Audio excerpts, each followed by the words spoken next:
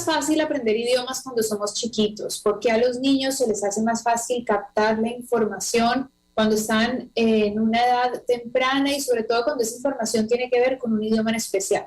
Hoy vamos a hablar con Carla Molina. Ella es educadora por vocación, tiene también una maestría en aprendizajes tempranos y otra en psicopedagogía. Tiene 20 años de experiencia y una carrera profesional vinculada con el área de inglés. Y junto con su socia María José Villasís tiene Expertise by Exchange, que además es una academia de inglés donde se hacen estudios para que los alumnos puedan aprender mejor el idioma.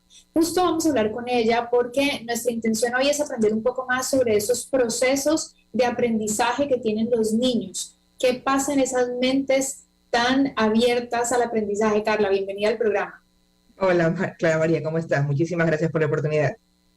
Bueno, hoy esa es nuestra inquietud, ¿no? Entender cuáles son los procesos de los niños que hacen que los idiomas sean mucho más fácil de ser aprendidos por ellos. Cuéntanos un poco qué es lo que tú has podido observar a lo largo de tu experiencia y también de diferentes investigaciones que haya habido y bueno, los casos que has tenido.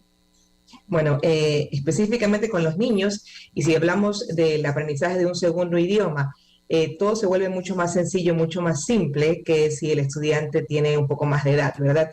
¿Por qué? Porque en primer lugar estamos aprovechando el periodo sensible o periodo sensitivo destinado para este efecto. Es decir, el periodo sensitivo destinado para el aprendizaje de un segundo idioma va precisamente en la primera infancia, ¿verdad? Hasta los 7 años más o menos. Si nosotros exponemos a un niño de esa edad a un número interesante de horas del idioma que se quiere aprender, en este caso el inglés, vamos a tener muy buenos resultados.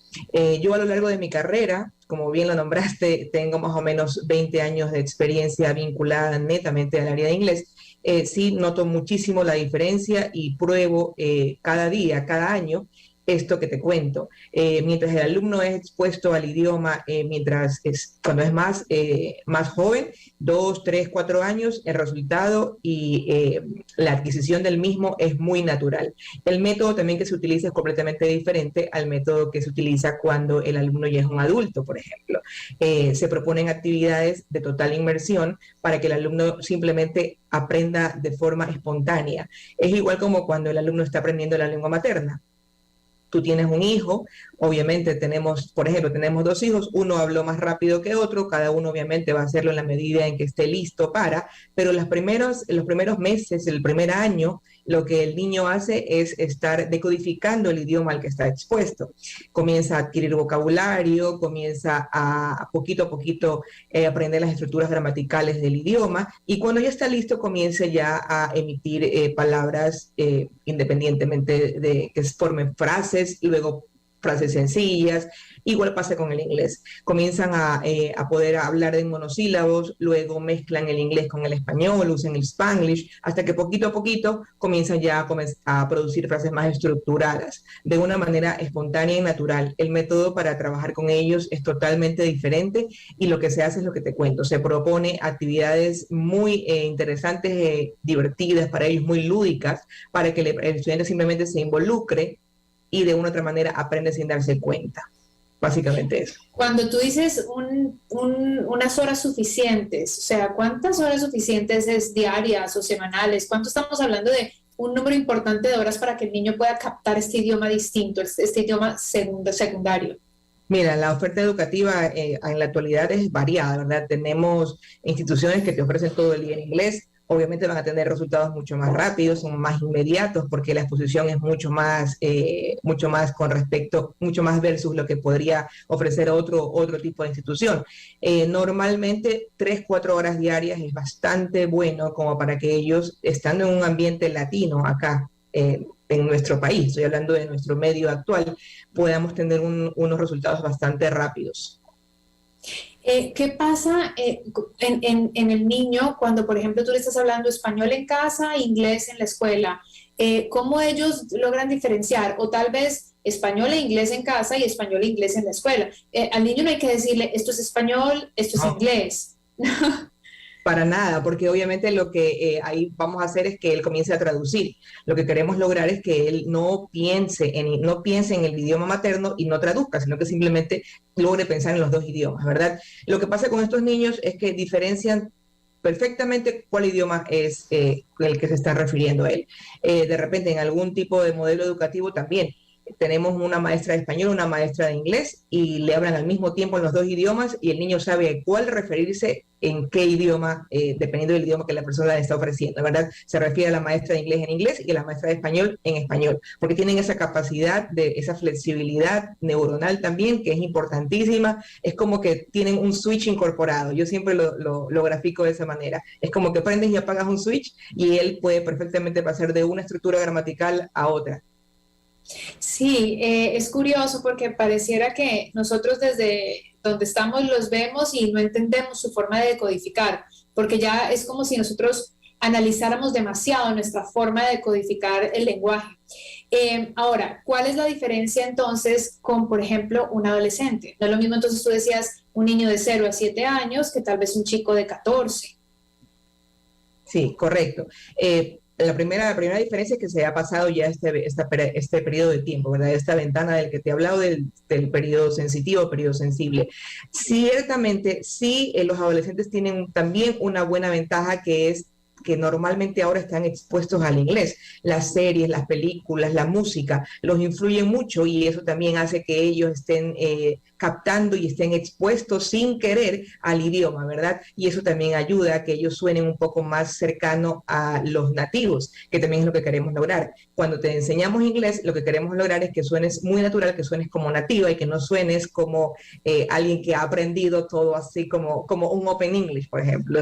Si puedo mencionar algún tipo de propaganda muy jocosa que hemos tenido en la actualidad. Claro, además es pues muy masiva y se convirtió Muy en masiva. meme, ¿no? O sea, es muy conocida.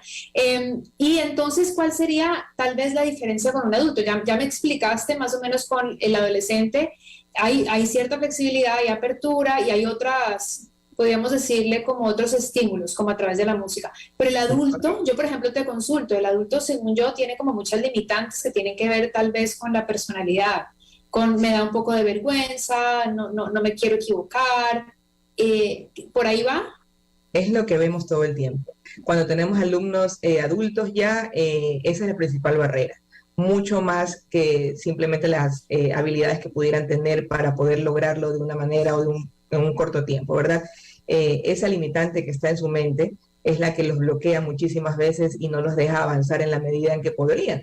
Tenemos el llamado acento, que no me gusta cómo hablo porque sueno con un acento diferente. Cuando eso tenemos que colocarlo ya, tenemos que hacerlo un mito, porque en realidad el acento es parte de ti. El acento no tiene por qué producirte vergüenza, no tiene por qué producirte ninguna sensación negativa, sino que al contrario, la estructura gramatical no tiene nada que ver con la manera en que pronuncias las palabras, ¿verdad? Con el acento en el que puedas hablar, comunicarte. Debes de comunicarte de una manera correcta, el acento debe quedar a un segundo plano. Pero nosotros los latinos sí tenemos eso de que no es que no hablo bien, no es que no tengo buena pronunciación. La pronunciación y el acento son dos cosas diferentes. Si puedes tener buena pronunciación, debes pronunciar las palabras correctamente, pero tu acento siempre va a ser latino, o en la medida de lo posible. Muchos lo pueden manejar bastante bien, lo pueden adquirir también, pero no tendría que tener importancia. El acento debes de hacerte sentir orgullosa de dónde vienes. Si te preguntan de dónde eres, ok, soy de Sudamérica, soy de Ecuador, pero hablas excelente inglés. Sí, así es. No tendría que ver nada lo uno con lo otro.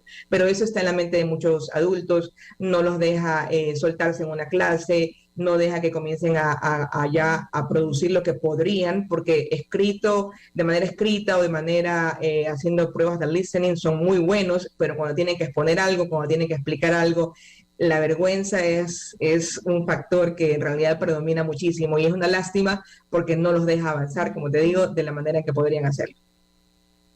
Eso te iba a decir, es muy común escuchar a alguien que entiende todo lo que la persona del habla inglesa le está diciendo, pero a la hora de responderle no puede, necesita de un traductor o necesita de alguien o le contesta en español porque Correcto. simplemente no logra. Correcto, yo siempre les digo a los alumnos, si tú entiendes todo en inglés, tú estás listo para hablar, solo tienes que comenzar a hacerlo, nada más. Y si te demoras en comenzar a producir palabras, es como una bola de nieve, ¿verdad? Mucho más tiempo te va a tomar, porque obviamente tienes que comenzar a también estar como que muy cercana y dominar mucho los sonidos que se emiten en inglés. Pero si no los practicas, te va a costar mucho más. Entonces tienes que comenzar a lanzarte aun cuando te dé vergüenza, por decirlo de alguna manera. Claro, sobre la práctica, justo esa era mi siguiente pregunta. Cuando un adulto deja de practicar el idioma, por ejemplo, dejamos de practicar el inglés, pues realmente se te olvida y luego poco a poco uno va así como que tiene que ir echándole aceite al idioma. Con los Correcto. niños, ¿qué tan importante es también esa práctica? Por ejemplo, están en el colegio y tú, y luego tienen estos no sé cuántos meses de vacaciones, 2 meses y medio, Todo. 3, ¿se les olvida? Sí llega a ocurrir algún retroceso, sí ha ocurrido. De una u otra manera es real lo que nos comentas. Cuando dejas de practicar alguna habilidad, la comienzas a no perder. Para mí es simplemente como que queda latente, ¿verdad? Llega un momento en el que ya comienzas a volverlo a exponer al idioma y comienza de nuevo a ejercitarse, por decirlo así, y ya se hace más fácil. Pero ahí lo ideal sería que no hubiera esa pausa, lo ideal sería que no se quede latente, sino que al contrario, se siga potenciando en los meses en los que no está recibiendo la estimulación dentro del colegio, como lo has mencionado. Ok, saludemos aquí a quienes nos escriben. David Alfredo Caicedo dice, soy de la Right. provincia de Esmeraldas, me encanta su programa, ya que es educativo, ¿me puede regalar un saludito? Bueno, le mandamos un saludo a David. ¿Lo conoces, Carlos? No, no lo conozco, pero saludos a Ah, David. ok. Marlon Quiñones que dice en inglés, dice, you're right, pronunciation has nothing to do with accent. Escribe él directamente. Claro, la Exacto. pronunciación y el acento son dos cosas distintas, pero creería yo que la pronunciación es mucho más importante que el acento, porque la Es lo pronunciación importante. finalmente define la Así palabra que es, estás diciendo. De hecho, así hay es. idiomas en donde hay palabras que son muy parecidas como se escriben, pero se escuchan distinto y al contrario, ¿no? En donde la misma palabra tiene como varios significados dependiendo del idioma que tan complejo sea. Una última pregunta antes de también que me comentes un poco sobre un espacio que van a tener ustedes ahora, y es, ¿tú me sabrías explicar por qué creo que las generalidades no son buenas, ¿no? Yo creo que las generalidades, empecemos por ahí, generalizar no me parece muy bien, cada caso es cada caso, pero ¿por qué en la mayoría de casos, voy a hacer el uso de esa generalización, encontramos que las personas de habla inglesa no necesariamente pronuncian tan bien el español? Porque nosotros tenemos muchos más sonidos que ellos. Por eso es más fácil que alguna persona con su lengua nativa, lengua materna latina, adquiera sonidos de los anglosajones en este caso. Es mucho más complicado. Por ejemplo, la R, ellos no la sacan. Nosotros sí tenemos esa posibilidad porque tenemos R y R, entonces tenemos los dos. Normalmente eso es lo que pasa cuando un americano te habla y te habla no puede llegar a la R. Entonces no la pronuncian, no la practican, no la tienen. Claro, bueno, sería el mismo caso, por ejemplo, cuando alguien de habla de nuestro idioma quisiera meter un sonido de la R en francés, que En también es muy francés distinto el sonido, o ¿no? en ruso, que en ruso tienen una variedad de opciones para las vocales, dependiendo de cómo se combinan, me parece que tienen como 20 opciones para unir las vocales, o sea, es una locura. Exacto.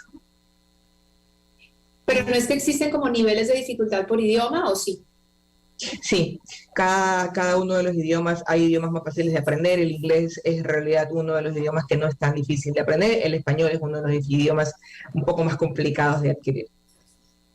Háblanos un poco también, Carla, de lo que de tu experiencia, por ejemplo, en este último tiempo y también lo que has preparado. Yo te preguntaba sobre eh, la, la, la falta de la práctica, si afectaba o no, y tú justamente en la academia que tienen ustedes, que es Expertise by Exchange, tienes como algunas alternativas, sobre todo ahora que, por ejemplo, los chiquitos están yéndose de vacaciones. Entonces, claro, están full hablando en inglés y se van a las vacaciones, se olvidaron del idioma y cuando regresan al año siguiente tienen que volver a A reforzar retomar, todo. exacto, tenemos que volver a retomar, volver a hacer como que un espacio para que hagamos un recuento de lo aprendido, hacer un refresh y, bueno, comenzar de nuevo con los siguientes contenidos. Pero gracias por la oportunidad de poder comentarte un poquito lo que tenemos ahorita como opción en Expertise.